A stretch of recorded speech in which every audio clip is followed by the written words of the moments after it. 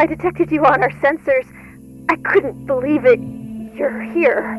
I said I would be. I keep my word. Won't you join us on Cortez One? We have rooms where you can relax. If you prefer to be concealed, we can... For now, it is better if I keep my distance. When the time is right, I will join you. Of course. You might attract too much attention at the conference. Your suit, it's beautiful, like a bronze statue. My suit is functional, like your own. It protects me from the dangers of space. I didn't mean to. It's just, we've been planning this for so long. My plan is not something a child like you could understand. Of course not. It's against everything in me to be so servile to another, but I just... What are you doing? I can't kneel and kiss your glove in space. I'm attempting to genuflect. Stop.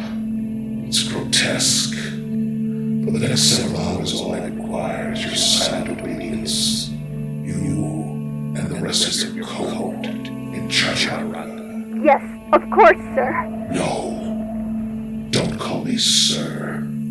Call me by my name. The name your father calls me. Yes. Grossmeister. Return to your home. We have much to do.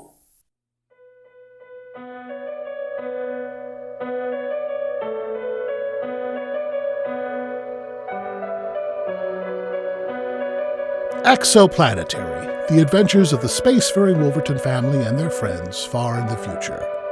Tonight's episode, Dr. Hanscomb, or How I Learned to Stop Worrying and Love Exoplanetary.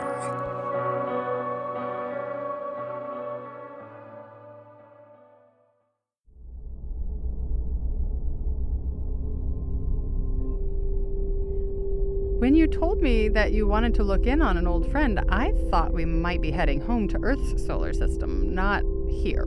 She's not a friend so much as a colleague. Her signal tells me that she's here on Cortez One. I haven't been here since the launch of the Exo Travelers. Edgar and Grant live here, along with the rest of their family. The Kidding family occupies a series of apartments in the Northern Hemisphere. Cortez One is an entire space station carved out of a giant asteroid. It also houses thousands of the family's servants, a small village for community needs, enough docking space for scores of spaceships, and, of course, the convention center. That's astonishing. I only really saw a small bit of it when I was here. It's like a sand castle dug out like a jack-o'-lantern. A giant anthill in space. I expect my colleague is here for something to do with the science conference being held in the Southern Hemisphere. I see. And you think she can help you figure out your connection to Catherine? She might. Then again, this could lead nowhere, but if anyone can help me, it's her. Well, I can probably discreetly entertain myself at the science conference while you take a look. I appreciate it, Alice. It's nothing. Once we're docked, we can... Oh, wow. I hate parallel docking. So pull half the length aside from the ship in front of us. I'm not sure I understand, but no, wait. Now I do. Looking good, right? Looking good. There. Great. That wasn't so hard, was it? We just got this ship. We don't want to scrape the paint.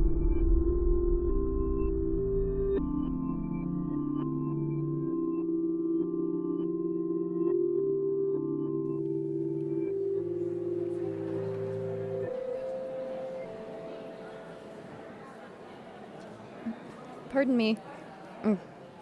Okay. Pardon me, yes. Pardon me. Over there. That's them over here.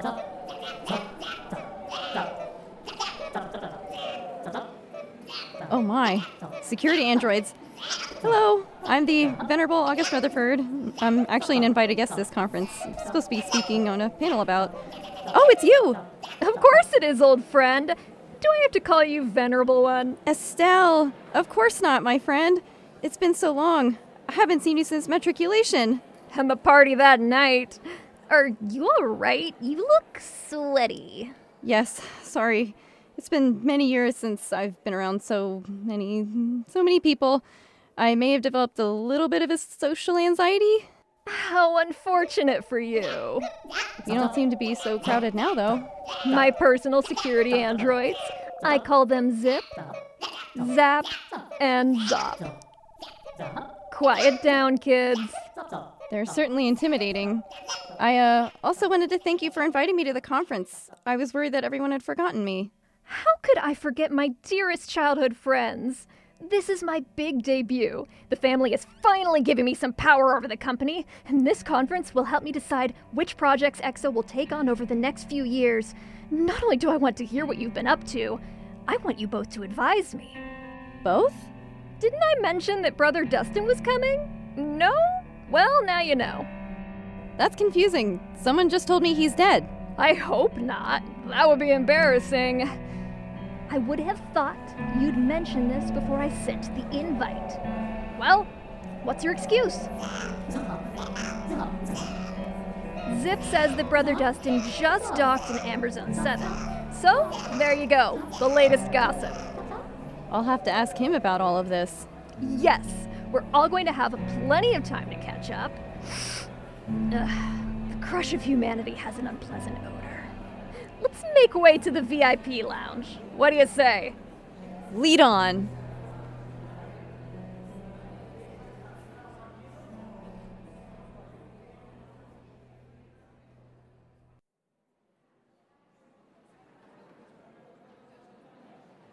Thank you, everyone. Please find your seats. And now, presenting his talk on the technological discoveries of Calvert, Wolverton, please welcome Dr. Elliot Hanscomb. Oh, I meant Hanscomb. Sorry. Dr. Hanscomb. Nope. Gosh. Sorry. That's quite all right, Shirley. Oh, gosh. Yes. Oh, excuse me. Gentle beings. 2 years ago, Sorry. the first exoport was erected above the orbit of Jupiter. It is a larger replica of a machine created on the planet Earth Oh, whoopsie. by the long-missing scientist Calvert Wolverton. Pardon? While the reasons for this hurriedly abandoned Can I invention just- are unimportant for now, the effects on every aspect of modern life have been felt by each of us. Oh, hi. Sorry. Suddenly, the wider universe has been opened to humanity, and Exoplanetary has reaped the financial benefits. Excuse me. Is there anyone sitting here? Could I just... Thank you. This discovery, reverse engineering Wolverton's creation, has led to a wider reappraisal on his work as an inventor. Yes. Oh, thank you so much. My name's Brother Dustin. Where do I get a name tag? Ahem. This reappraisal has led to us poring over the notes and devices he left behind in his lab, and examining the finer points of the exoport, we've made some fascinating discoveries, which my colleague, Professor Ernst, from the Arachnus system, will explain. Oh, spider! Contain yourself, madam. While I may have the appearance of your Earth spiders, I am every bit deserving of dignity and respect. I apologize. Go on. I'll just listen with my eyes closed. Please continue, Professor. In the wake of the war between the planets of our system, the Arachnidians have undergone something of a renaissance. We have discovered that the exoports greatly resemble a teleportation device created by our spacefaring ancestors. How do you account for this? Members of the Wolverton family and their associates were among the first human visitors to the Arachnus system. We believe they must have encountered the technology during the war. Thank you, Professor. Of course, Wolverton didn't merely steal the Arachnidian teleportation system. He stabilized a fault that made it unable to transport living cargo. We've been focusing our research on these stabilizing features and discovered something quite unexpected. There were rumors that Wolverton was working on time travel technology before his disappearance. These stabilizers greatly resemble certain elements in the early working models Wolverton left behind in his laboratory on Venus. For that reason, we've come to this conference to ask for funding to examine these similarities and add practical time travel to Exoplanetary's many resources. Wunderbar! With this technology, nothing in the world can stop us now. That certainly sounded sinister. Excuse me, Dr. Hanscomb. I have a question. Yes, the noisy man in the brown bathrobe. Hello, yes. Just curious about the topic of this lecture. Will Calvert Wolverton be on the panel? No, Wolverton has not been seen in public for months. It's assumed that he's traveling through time. Oh, wow. Either that, or he miscalculated and wound up shredded into so much temporal coleslaw. Yikes. So he won't be here today. Precisely. If that's the case, I'll just duck out. Could you please excuse me? Excuse me, pardon me, I'm very sorry, pardon, pardon, I'm sorry about the feet, I'm sorry, thank you very much, pardon, I'm sorry, pardon, oh, I'm sorry, pardon, thank you so much, pardon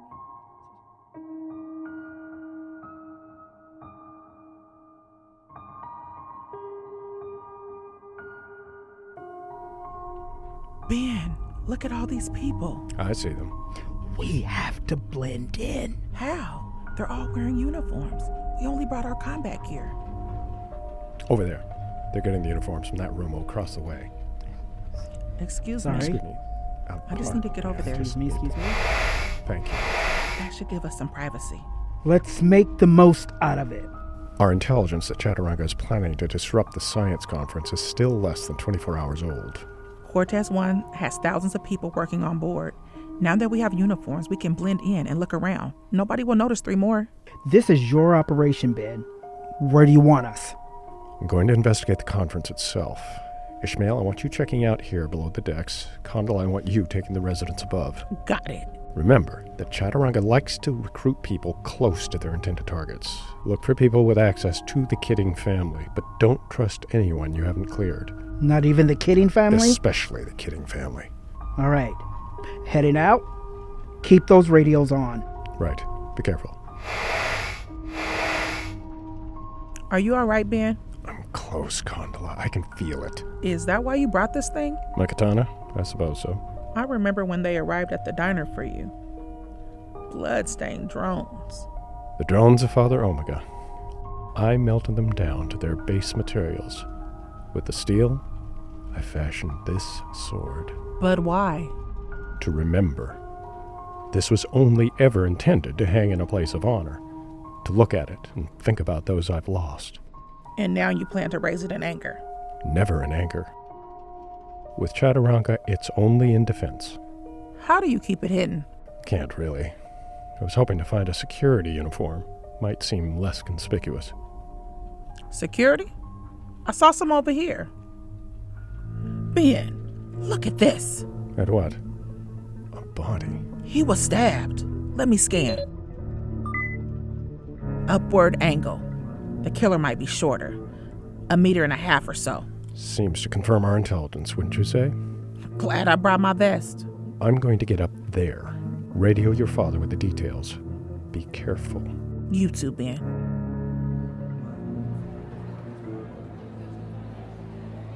Do you have any questions? Oh, I'm just looking. Thank you. Are you sure? You're my 5th just looking in the last hour. Look, I know the exo execs like to keep discreet, but I think I'd get a few nibbles. Okay, I'll bite. Tell me about your project. Okay, it's the latest in surgical androids, able to perform thousands of medical procedures, from removing hangnails to organ transplants, all with precision no human could ever hope to achieve.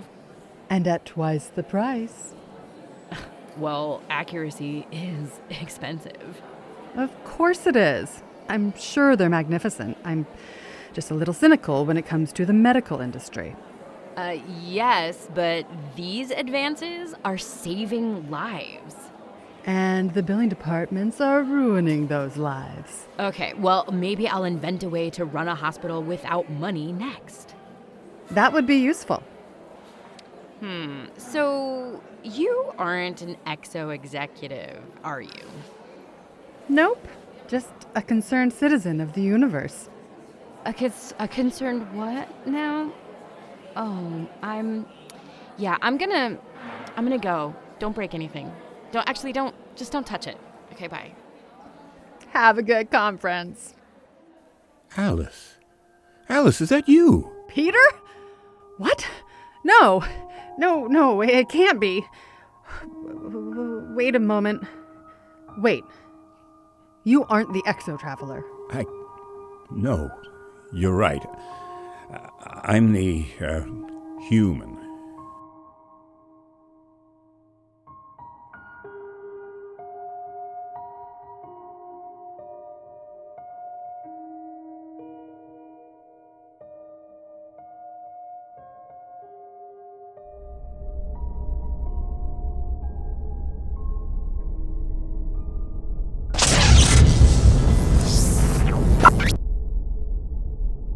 This doesn't look like the French Riviera. Maybe this is our hotel room. I hope so. I could use a nap. Maybe a bath first. I don't think this is our hotel. In fact, I'm pretty sure we're not even in our own galaxy. Well, this bedroom is certainly humanoid. The clothes in this closet look like they belong to a human. I don't understand. I haven't been waylaid like this since I internalized my time travel device. Maybe you need to be recalibrated. What was that? Nothing. I just found the WC. Give me a moment, if you please. Oh, take all the time you need.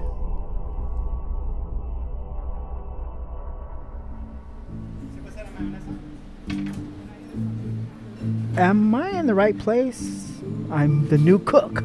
Thank goodness, we're swamped. Yeah, this place is a madhouse. A madhouse? What do you mean? Well, I don't know what they told you when you took this job, but the entire station is exhausted. Beyond exhausted.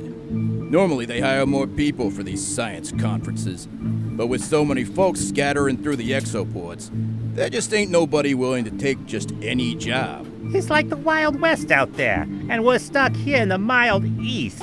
Get it? Mild East. Yeah, it's a pretty funny one. How has the station dealt with that? Androids? A few, but you know how these toffs are. They want only the best. Human servants or nut. Meanwhile, if I had an android, we could go for a break. Yeah, vape some of that stuff I've been growing in hydroponics, eh? Boy, kitchens are the same wherever you go. It's true. I can't believe I have to work like this. Living in the future, we were supposed to have flying cars and jetpacks. Yeah, now they've got them, but you work all day and nobody can afford them. Let me get change and I'll give you a head. You tell me more about what's been going on. Oh, we've got the whole story. Don't worry.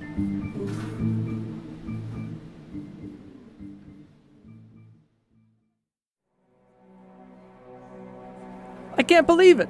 It's been too long. It's been too long. Brother Dustin, may I give you a friendly embrace? Of course you may. Oof, ooh, hug nice.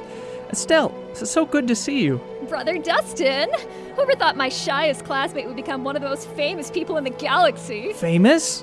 I don't know about all of that. But Dustin, your podcast has become quite popular. Over 7 billion downloaded. My little podcast? Pull the other one. Look around, Brother Dustin. These people may not know what you look like, but when they hear your voice, they look at you as if they're hearing an old friend. Gosh, maybe I should have washed my robe. Never change, Dustin, baby. Listen, you two, I have a couple of matters to attend to. Why don't you look around for a bit and use your amazing tastemaker powers to find me Exoplanetary's next big project. Ta-ta, lovers! She hasn't changed at all. Well, she's a bit taller. Right. I meant... Never mind. Oh my goodness, look who's coming over here. It's Dr. Elliot Hanscomb. I think it's actually Hanscomb. Dustin, how's my breath? Is there anything in my teeth? Smells fine. You've always had excellent dental hygiene. I say there, you clerics! I saw you in my presentation, didn't I? I just realized who you are. You're Brother Dustin, aren't you? I am Dr. Hanscomb, I presume. No, wait, I didn't mean... No, it's quite all right. He's so down to earth. And no wonder you were asking about Calvert. He's your older brother, isn't he? Yes, he is. Listen, I'm putting together an experiment based on your brother's ideas. We're running it on board the Conquistador. I'd love to show you what we're working on. Would it be all right if I brought my friends? Of course, bring anyone you like. See you there. Wow. Invited to Dr. Hanscom's lab. He is really good looking, isn't he? I should probably go back to my cabin, take a shower, and get ready. Needing a shower reminds me.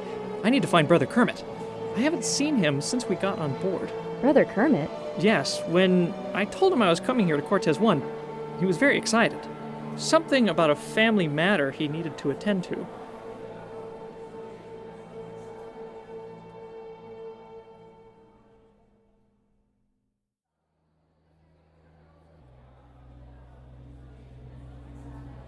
Peter, what are you doing here? I am surprised to see you. But it's not an unpleasant surprise. It's good to see you. Don't touch me. I'm sorry. I know I may have been very standoffish the last time we met, but Things have changed for me considerably since then. Me too. I didn't mean to snap at you. I've just been through things I'm not sure I can explain. Oh, I'd like to hear. Later, some other time. What brings you back to Cortez One? Oh, you don't know. Oh, you never knew. Knew what? I'm sorry. I'm used to people just knowing. For years, I've lived with the name Peter Koenig, but my real name is Peter Kidding. You're part of the Kidding family. You're related to Edgar and Grant? Yes, they're my older brothers. I never had their ambition for business, so I didn't really spend much time with the family. I ran away as a kid and learned what I could on the run. Every now and then they'd find me and bring me home, but never for long. You never really talked about your family. Oh, can you understand why? You had this amazing family full of great people, and all I had were a bunch of greed bags. But it was good for some things. Like what? When my father, the president of Exoplanetary, disappeared under mysterious circumstances, I took the job working with the Exo-Travelers to give me the income I'd need to search for him and bring him home. Peter, I don't know how to feel about seeing you here. Oh, I didn't tell anyone. They even edited my Exo-Traveler, mostly because they were afraid of it telling people family secrets. Of course. You have no idea what happened with the Exo-Travelers. What happened with us. Well, I've heard the rumors, like everyone else, about how the Exo-Travelers had something to do with setting up the exoports. Why? What have you heard? What I've heard is a bit more, firsthand. But what I really want to get down to is why you're here at the conference. I've sat aside for too long, Alice. I've come back to claim my place at the head of Exoplanetary. I'm tired of watching this company exploit people. We live in a limitless universe now. I want to turn Exo into something that will help all sentient beings, everywhere. Can you do that? I can, yes. I have a daughter, and the family's kept us apart for too long, but I can rely on her to help me. A daughter? I had no idea. Well, Edgar and Grant have been training her to take over the company, and they don't know what we're really up to. Can you trust her? I believe so. What's more, I have a good idea of where my father might be. With the history and the future of Exoplanetary behind me, I don't see how I can lose. I don't know. Edgar and Grant are very dangerous men. I know. But I can rely on my other family members. And you, I hope. Oh, Peter. I don't know. There's plenty that you don't know about my life.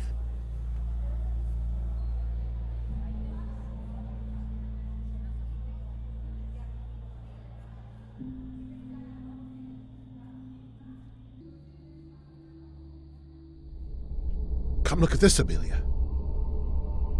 It looks like a beautiful starry night. Yes, but look at the ground. There isn't any. We're on a space station. I bet my life on it. On a space station where?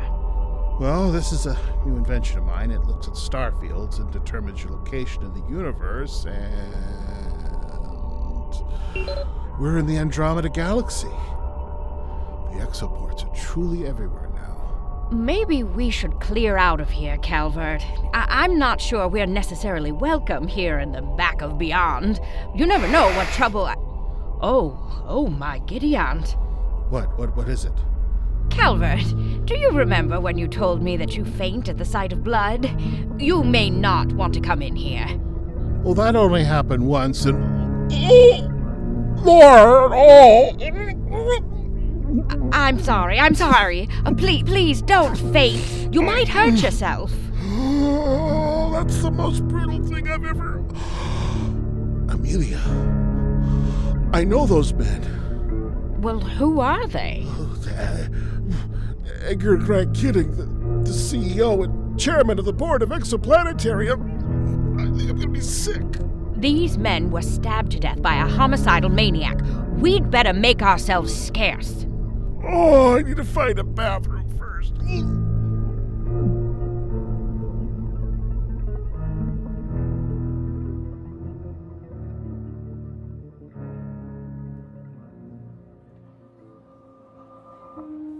What you don't realize is that I might be able to help you more than you know. How do you mean? Peter, I'm not the Alice you knew. The human Alice you came here and watched the launch with.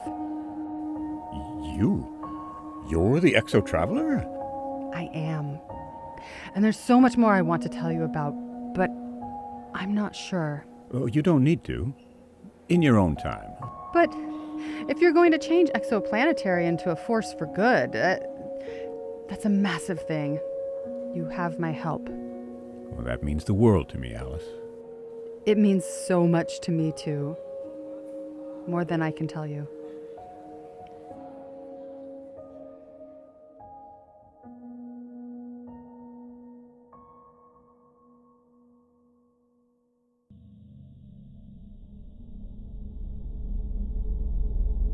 How are you doing in there? You just hang in there. I'll be right back. Thank you. I swear, Calvert Wolverton is the most delicate daisy that ever dared to leave his own backyard. Something is nagging at the back of my mind about that gruesome sight, though. And if we depart without looking at it, I'll be thinking about it for the rest of my... Greetings, Miss Earhart. It's you. After all this time, I never thought I'd see you again. And after this day is done, we will not cross paths again. Today is the day that your debt to me is paid. No, I cannot do it. He's a fool and a half, but he doesn't deserve to die. Is that so? And there's no way that I could possibly take his life. I don't have a massacre like this planned for Calvert Wolverton. Nor will I rely upon you to murder him. You won't? No. By being here, his fate is sealed. And if I force him to leave? Then I can whisk you back to the moment I rescued you on Nikumaroro. What I agreed to on that island was under duress. I faced certain death. And you will face it again, Miss Earhart. Should you defy me. Damn you, you bronzed butcher. Damn you and your devil in the deep blue sea double dealing. He's gone. No, he's not. I'm right here. Oh, Calvert. Well, what was all this whispering about? I was cursing the madman who committed this awful crime. Yes, well, it's much easier to look at on an empty stomach. Let's leave this horrible place. No, I heard what you said as you were walking away from the bathroom. Oh, the daisy thing? Oh, I didn't mean it. Yes, but I meant the other thing. If we don't find out who killed these men, it's going to drive us crazy. No, Calvert. When you're right, you're right. I'm not leaving this station until I know who killed the heads of Exoplanetary. We're not detectives, Calvert. If anything, we're likely to cause more problems than we solve. It's not just that, Amelia. Look at this. My device that places us in the Andromeda Galaxy also identifies a spike in temporal kinetics somewhere in the vicinity of this space station. Temporal what's it? Temporal kinetics. So, whatever or whoever executed these executives almost certainly has something to do with that as well. Now, come on. The game's afoot, and your foot's about to connect with a cosmic banana peel, Calvert Wolverton. Oh, murder. I have to convince him to leave.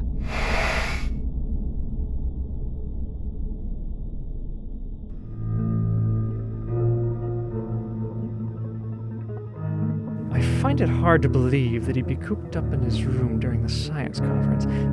Maybe he got in touch with his family. If nothing else, I can leave a note for him. Brother Kermit? Brother Kermit? Oh my God, all the blood. Okay, oh my God. Okay, what do I do? I'm done for, lad. I am slain.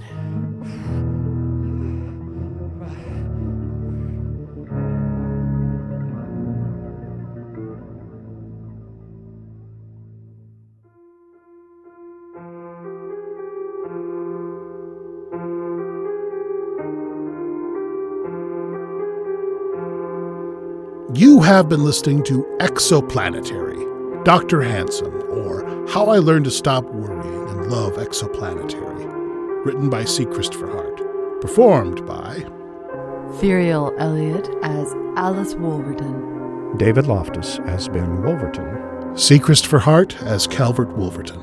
Bobby Eversmann as Brother Dustin. Stephanie Leet as Mother Invention. Skye Stafford as Amelia Earhart. Steffie D. Harvey as Condola Yacoub. Kenneth Dembo as Ishmael Yacoub. Rob Bekuhrs as Peter. Roxy Diamond as Estelle Kidding. Heidi Stephon as the Venerable August Rutherford. Michael Burles as Dr. Hanscomb and Chef Carmen. Kyle Stroud as Professor Ernst and Chef Tony. Rhiannon Dowling as Shirley. And Bill Terry as Brother Kermit. Script consultant, Ash Freeman. Produced by C. Christopher Hart. Music provided by Jacob Jansen. Additional music by Daniel D. Dowell. Sound effects by Danger Marshall. This play, the characters, situations, and associated intellectual property. Copyright 2021 to 2022 by C. Christopher Hart. All rights reserved. Recorded at the Willamette Radio Workshop in sunny Portland, Oregon.